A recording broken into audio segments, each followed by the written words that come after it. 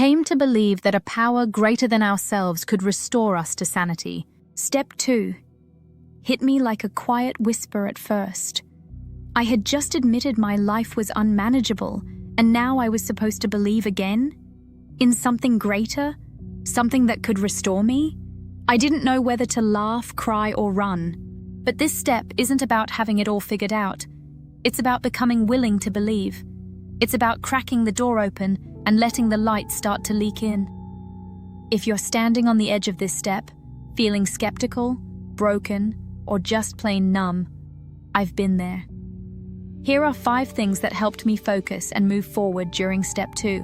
But before we get started, please help us reach more people struggling with addictions by liking, subscribing, commenting, and sharing our videos. It helps us grow our audience so we can reach more people.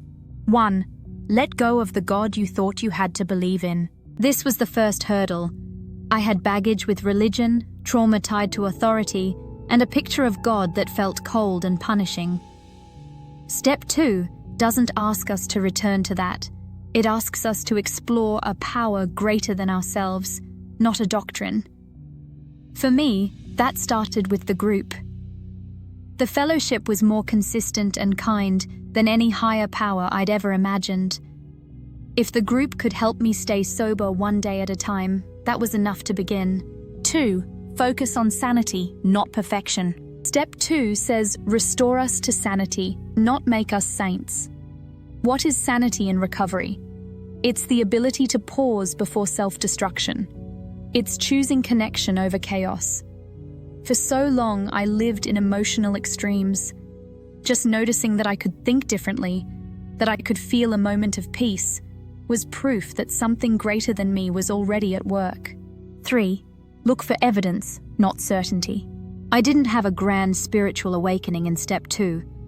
What I had were small moments, feeling safe in a meeting, hearing someone share exactly what I was thinking, noticing that I didn't crave a drink for an hour. Those were the breadcrumbs. I didn't need blind faith. I just had to notice the evidence that something bigger was happening. The more I paid attention, the more I believed. 4. Talk about your resistance honestly. Don't fake belief. Don't force it. This program works best when we're honest, especially when that honesty is messy. Tell your sponsor you're struggling. Tell your higher power, even if you're not sure anyone's listening. Doubt is not a disqualifier. It's part of the path. 5. Borrow belief until yours comes in. In early recovery, I had none. But I had a room full of people who believed for me. I borrowed their strength, their stories, their peace. Over time, belief grew.